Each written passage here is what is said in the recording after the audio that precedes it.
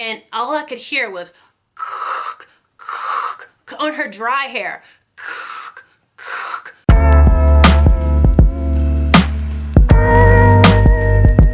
Hey guys, my hair is big today. One of y'all told me I had 80s hair, or whatever. But in today's video, I'm gonna be going over hair retention or length retention and how to avoid hair breakage. So I'm just gonna go over everything that I do that I feel like has been very helpful for me. So I actually took a few notes. So if you see me looking down, it's because I didn't want to leave anything out, because I tend to do that in videos lately and I'm like, oh no, I forgot to say such and such.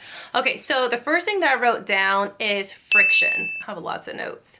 So any type of friction in your hair you want to avoid. Now, this can be from braids or twists like I got done in my hair. So when I told you guys that I had to cut my hair and I started the growth challenge, that was from friction. So any type of added weave to your hair in the braids, once your hair is kind of intertwined and entangled in that and they rub against each other, that's going to be friction, especially if it's like a coarse type of hair for braids. So if you can avoid friction, definitely do that. And also be careful with the way that you are sleeping. There's lots of friction when you're sleeping, especially if you are sleeping on cotton pillowcases, or if you're not wearing like a silk bonnet or something to protect your hair from all of the friction while you're sleeping. So what I like to use is I use a silk bonnet. Let me show you guys. I use a silk bonnet. It looks like this.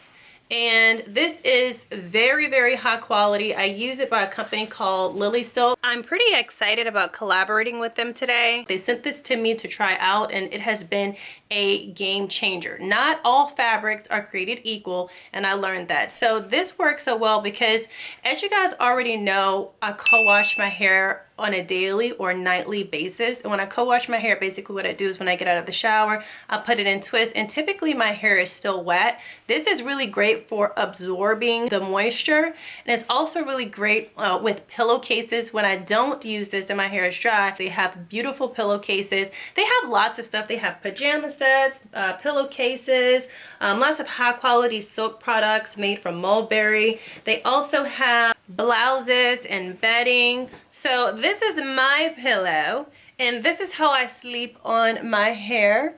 And the reason I like this is because it's not only good for your hair, but this is really great for the skin. It's very breathable, it's antibacterial. And I notice when I sleep on this that I have less breakouts. And also it's really good to make sure that you are not having any type of friction on your hair. Like if I rub this against my hair, you literally can't tell anything has been done. But if I were to do that with a cotton pillowcase, which I'm not gonna do, it'll be like big and boofy just from the friction. So make sure you are using a silk pillowcase, not satin, not cotton, not any other type of fabric, but a silk pillowcase. Especially, I would suggest Lilysilk to sleep on to avoid that friction. So yeah guys, don't forget to check out Lilysilk, and don't forget to use code VV12. Code VV12 is going to give you 12% off. I'll also use that in the description box below. Okay, another thing that I wanted to mention that is really, really important is the way that you are detangling your hair. When you are detangling your hair, I found that aloe vera juice works really, really well in my hair. Hopefully if you give it a try, it works well in your hair. It's very nourishing to the hair and it helps so well with detangling. When you are going in to detangle your hair, make sure you are starting from the ends of your hair and then working your way up to the roots very gently. So when you get to an area and there's a tangle, don't just push the comb straight through. You want to kind of lift up on the comb and then come back to it and then gently work it out until you get to the roots of your hair. That's a very important step. And also the hair tools that you're using in your hair. I've been over to a friend's house before. I'm not gonna call her name out, but I've seen her brushing her hair with like, I have to get a brush. I have to get a brush to show you what brush it was. Hold on. Like this, a brush like this. And taking it and using it on her hair, and all I could hear was on her dry hair. Guys, make sure you are using tools in your hair that is gentle and specifically made for curly or textured hair. Like this is not gonna cut it, especially on dry hair. This is so hard. Now, also, while I'm on the topic of dry hair, I always like to detangle my hair when it is wet. I feel like it has more elasticity when it's wet. And what I do is I take aloe vera juice and I mix it with conditioner and I saturate my hair with that, and then I slowly detangle it that way. And then after that, it's just like butter. All right, so what's next? Avoid heat. I know that's hard for some because not everyone is doing wash and goes. I understand that, but try your best. Like if you are straightening your hair on a regular basis, try to straighten it once and then wrap it for the week. You know, just do an old school wrap your hair, and then put a bonnet on, and then that way you don't have to put as much heat in your hair. Also, when you're going to dry your hair with a blow dryer, you want to put it on the cool setting. What happens is heat makes your hair very weak, and when your hair is very weak, it's more liable to break. So let's just try to avoid heat as much as we possibly can. Now, the next thing is keeping your hair moisturized. Try to do deep conditions on your hair at least once a month, at very least once a month, and try to make sure that your hair is really moisturized with a moisturizer of your choice. Again, I like to use aloe juice. I feel like I keep saying that, but I really swear by aloe juice. And I always have conditioner in my hair. So even after I co-wash my hair, which if you're not familiar with co-washing, that's just using conditioner in your hair. And even after I co-wash, when I come out of the shower, I still put conditioner right back into my hair. And I do that because my hair is naturally dry, so it keeps my hair moisturized. All right, so another thing to avoid so you won't break your hair off is over manipulation of the hair.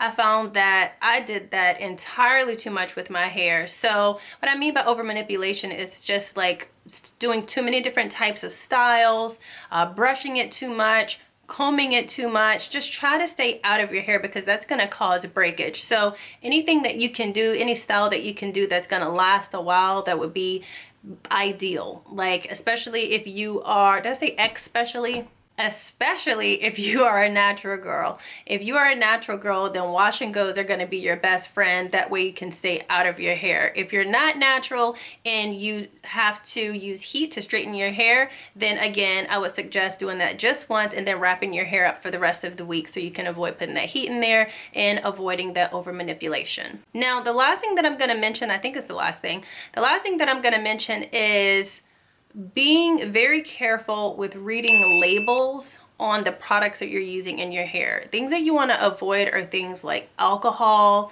and also products that are just high in protein. And the reason why you want to avoid alcohol is because alcohol is just very drying to the hair and it's going to eventually lead to breakage. And then things that are high in protein causes your hair to really stiffen and to get hard, and then that will lead to breakage. The best way I can describe that is just think of this as being like a raw spaghetti noodle. Like a raw spaghetti noodle. You know how it's hard and straight? So your hair would be this hard. So if something kind of hits it, it'll be easy for it to break. So try your best to stay away from too much protein. Let me just make sure that's it, because I wanted to make sure I covered everything here in this video, guys.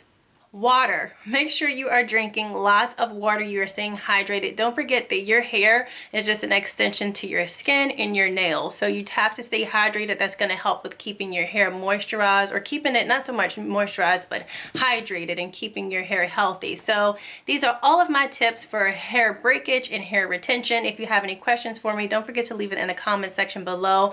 Also, like this video and share this video with a friend. And don't forget to follow me on Instagram. My Instagram name is @a_beauty_beast, and I'll see you guys in the next video. Bye.